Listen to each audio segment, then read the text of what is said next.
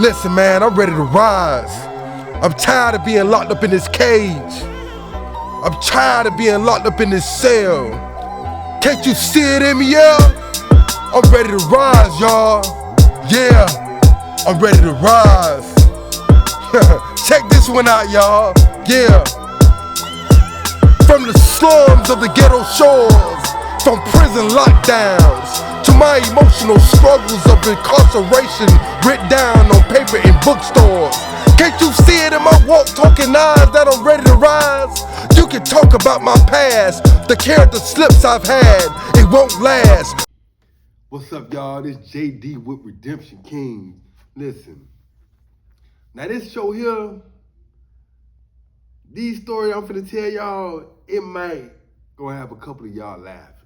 I don't know, you know what I'm saying? It might and it might not.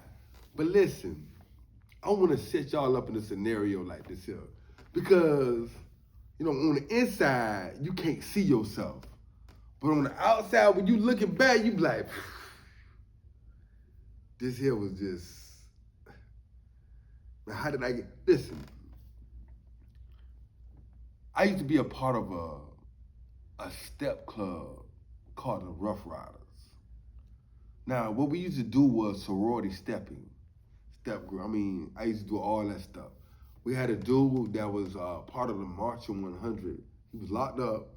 He got transferred to our camp. He seen we was trying to step, and he said, hey, let us help you out. Let me help y'all out. And man, listen, when he came over there, he took over everything because he was a drum major. He had us doing drums. Then we had people excited about what we was doing, right? So we had people in education was bringing us, that was part, they went to college. They was a part of a sorority. So they used to bring us tapes. Yeah, y'all, video cassette tapes. I'm that old. They used to bring us cassette tapes of them doing their steps. And we used to get and copy their moves and put on shows throughout the compound for the inmates, the staff, and all that other stuff, right? So as the step shows went along, you know, all this goody good shoes and all that stuff, then one day, all of us decided to say, hey man, you know what?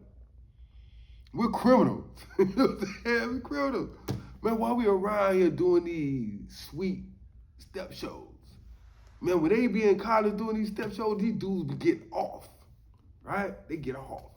So man, listen, one day, my dog, who is over us, he said, man, we're gonna do something different this time.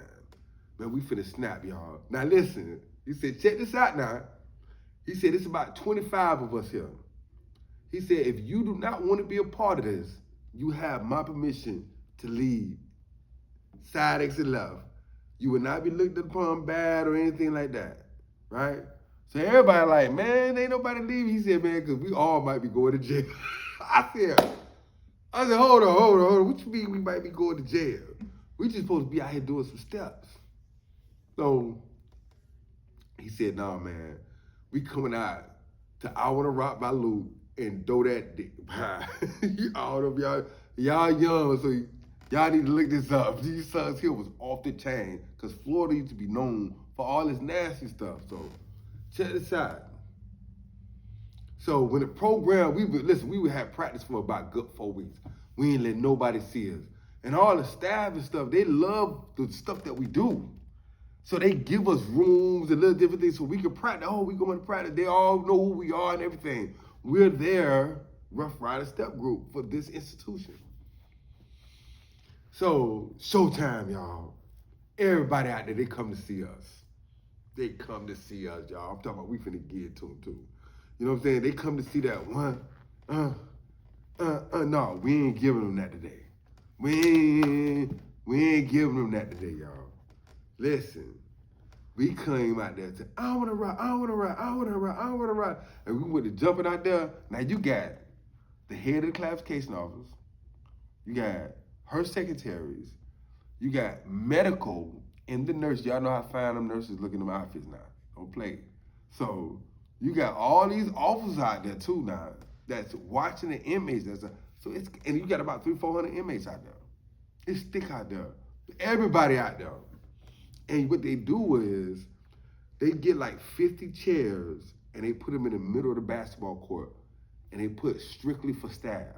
So all the staff is right there in the front, and the inmates is around in the back, and you got officers like standing behind the inmates, so they can see what's going on, but they can't get that close to the staff. The only audience, the only people that gets close to the staff is us, because we are the steppers. So check this out. We come out there to Luke, y'all. And then when we break apart, right? We come out there, step together, we spin around, we break apart. My partner, he come down. Now listen to me, y'all. This dude, they came down with some basketball shorts on. No boxers. You understand what I'm saying? And the first person he got in the face was the head of the classification, the lady. I'm talking about he throwing it. He throwing it everywhere. Listen. Let me tell you something, man. You could have heard a pin drop, even though the music was booming.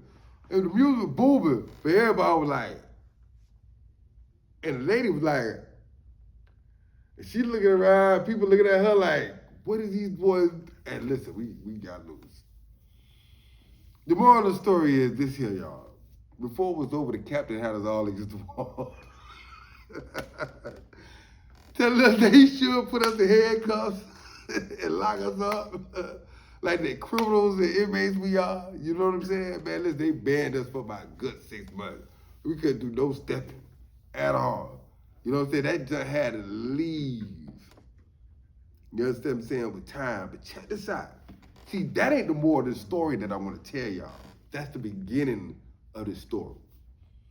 See, while we was out there jerking and, you know what I'm saying, shaking and doing all this other stuff, because I was doing it too. You feel me? No, it was certain individuals watching, right? And when all that stuff was over and, you know, they put that foot on our necks and all, we almost got in trouble. You know what I'm saying? Rumors start coming out about dudes particularly getting liked by certain staff, officers. You know what I'm saying? So dude was getting chose. And somebody did get chose. And people were like, oh. Now everybody trying to join the Rough Riders because they know what time it is. These dudes got attention. We eating good, style, we walk, hey, they gonna have the Rough Rider. You know what I'm saying? You want that type of attention in prison. Now check this out. When I'm outside looking back, I'm like, man, I was a fool. Because I was right along with them dudes, seeking the same attention, y'all. Dang, boy, I can get chose, man. You feel what I'm saying? I can put myself in a position. Cause listen, I'm at the Bay. I already enslaved a few. You feel what I'm saying? And that just gave me more status. Just enjoy that. So now you see that I got energy and everything. You know what I'm saying? So what I'm saying is, you know, it used to be inmates sitting back, waiting to get, now these inmates got life sentences and stuff, murderers and probably a few rapists. You feel me? Sitting back, waiting to get chose by officers that's married, staff, blah, blah, blah, blah. Now just imagine that scenario.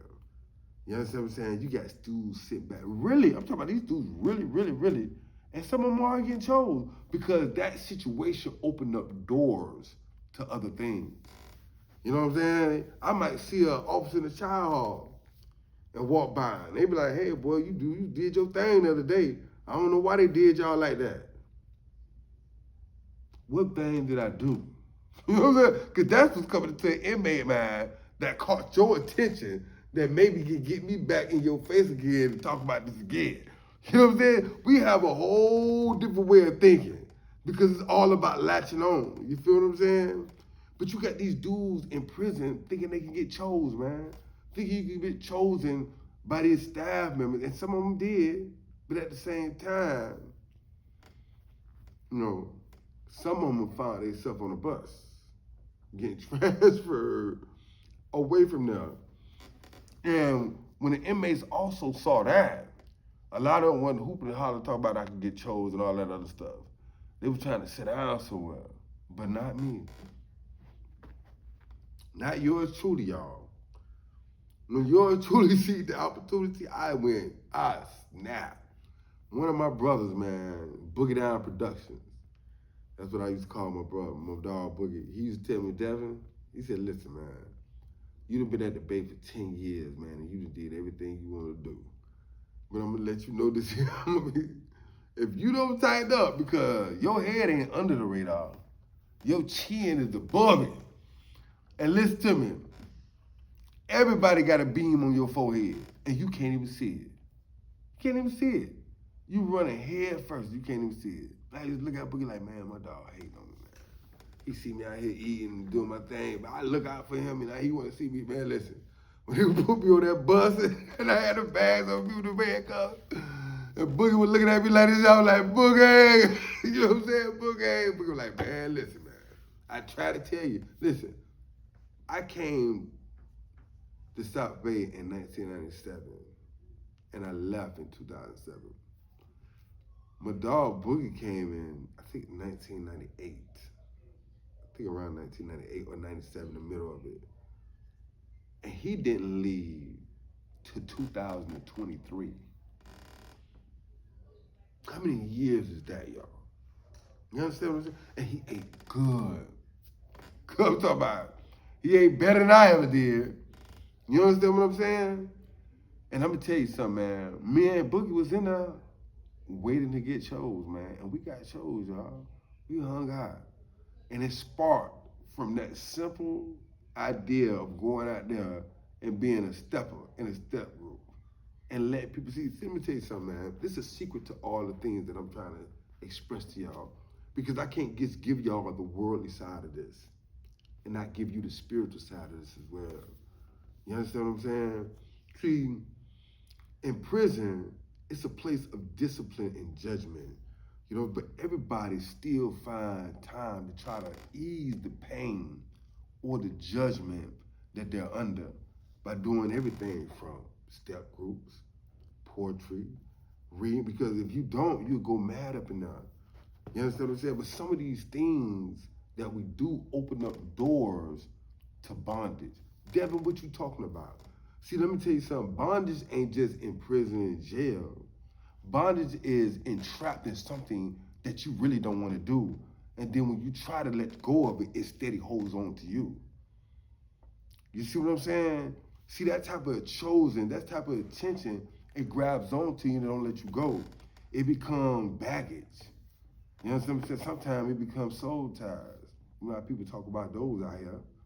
You see what I'm saying? So when I was out there, putting myself in those type of positions, which I loved and I enjoyed, and I got chose, but the things that I went through in those certain situations that I was involved in, and I done told them to y'all on the show plenty times before, you know, I had a girl drug me through the mud. You know what I'm saying? I was being looked at, investigated, charged, all kind of stuff throughout prison. And God weeded me through it because I trusted him. He weeded through it because he had a plan for me. But some people fell in the cracks. Some people didn't make it through, y'all. It didn't. So what I'm saying is this here.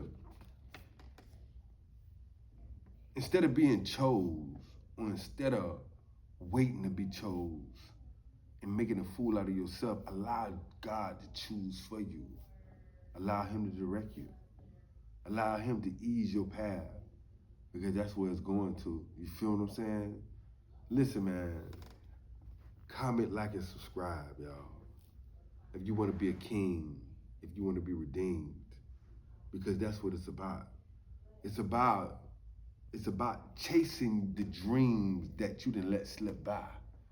You feel me? Because we all want to survive and make it in this life, don't we?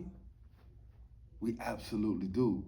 So in order to do that, you understand what I'm saying? We got to allow things, or really allow Yah to choose for us.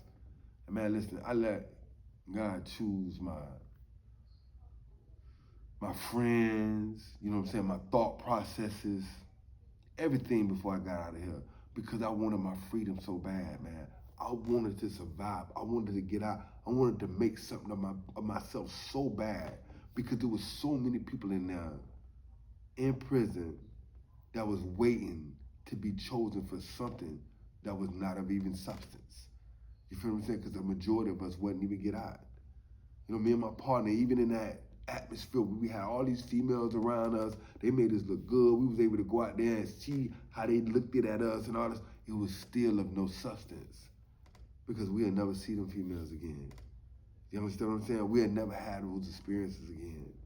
You feel me? Only thing we have is memories, just like we having memories right now, and we making them. You know what I'm saying? Your reality starts now. Your happiness starts now. You feel what I'm saying? Stop waiting on somebody to choose you and choose your happiness in direction from God. Don't leave that out because it's important. But like I said, y'all, comment, like, and subscribe. Redemption King. I'm out there for the kings who's trying to be redeemed, baby. Peace out.